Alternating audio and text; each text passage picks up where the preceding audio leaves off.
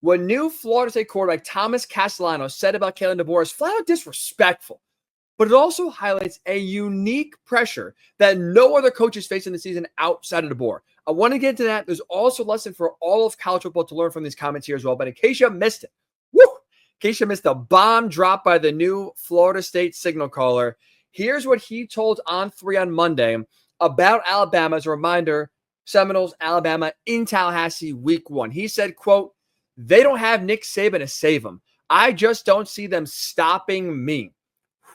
Look, I respect the confidence. I wish I had some of that myself. But let's be real here. What are we talking about? You don't need Nick Saban in order to stop you. Kalen DeBoer is not some schlub off the street. This guy's a top 5 coach in college football.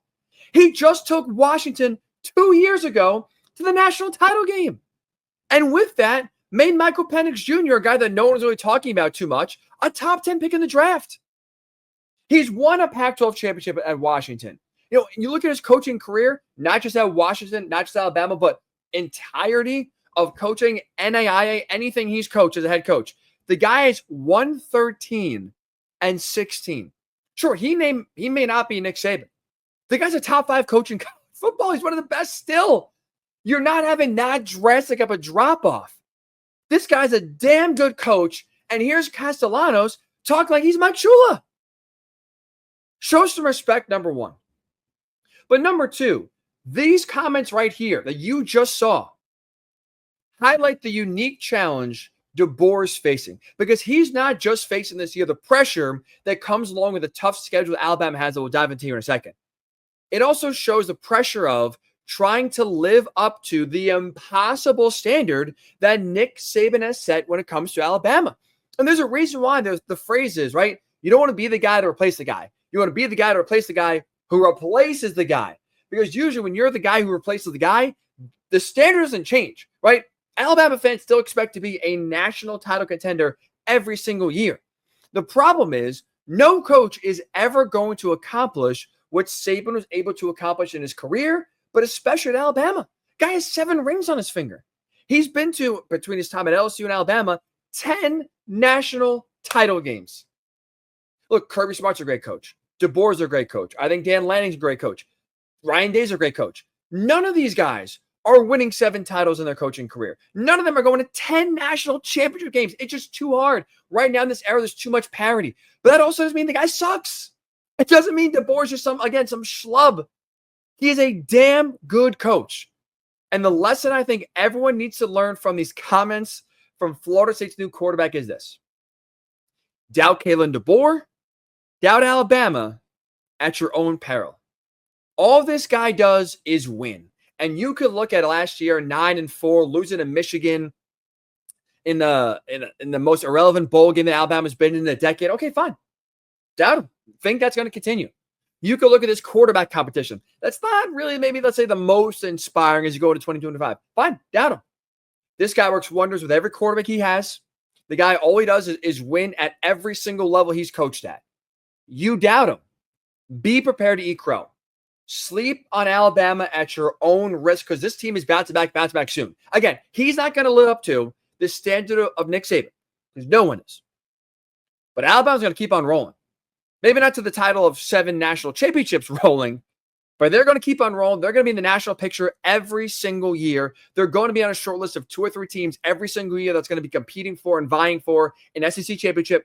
They're going to be every single year having at least a home game in the playoff or close to it. They're going to be one of those 2, 3, 4 teams when it comes to November. You say, who can win a national title? They're going to be on that list way more than they're not. Alabama is going nowhere. Do they have a down year in year number 1 as you're making the transition from Washington to Alabama and the university's making the transition from Saban to DeBoer? Yeah, down year. Kalen will tell you that. Everyone will tell you that. Do I expect that to happen? Hell no. The Bama Tide is going to be rolling high very, very soon. I think as quickly as 2025.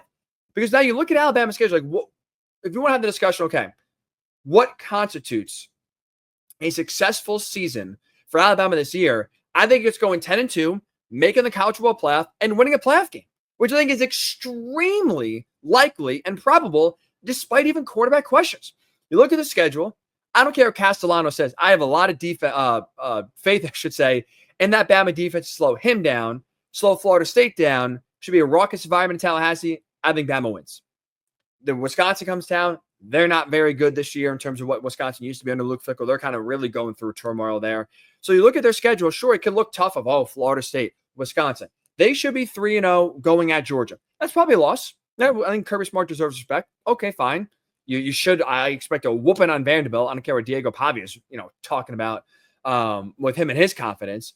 You should beat Missouri. I feel good about their matchup against Tennessee. At South Carolina, I think they should win. Home against LSU. Like, I look at LSU, Oklahoma kind of back-to-back, both at home. I can see them losing one game. I'm very high on the Sooners this year. And John Mateer. So if you're telling me LSU, Oklahoma back-to-back in Tuscaloosa, Alabama goes 1-1, I would sign up for that. I would take that. You'll beat Alabama. You'll beat Eastern Illinois. Excuse me. Then on the bottom here, it's a little cut off. We'll just put this ticker down for a second. At Auburn, Iron Bowl. We've seen some craziness. I think Alabama should win. I think we're talking about here at worst 10-2. 10-2. You're in the playoff. That most likely will probably get you a home game at worst in the playoff in round number 1, which sure Alabama, if you're the 4, for 5 seed, 6 seed, you should win that first round matchup and keep on rolling from there. So these comments, just blew my mind. Blew my mind. This guy, sleep on him if you want to. But again, these comments just highlight, number one, the impossible standard that right now DeBoer has to live up to, because basically if you're at Alabama and you are not Nick Saban, you are viewed as a lesser than. And that's fair in one sense because no one's ever going to be Nick Saban. But this guy still, in the current landscape of college football, is a top 5 coach in the sport. Doubt him at your own peril. And I think week 1, Thomas Castellanos is going to learn a very hard lesson about writing checks with your mouth that your ass can't cash. Bama's going to roll week number 1. And Kalen DeBoer, if you doubt him, is going to remind everybody very quickly, this guy is back.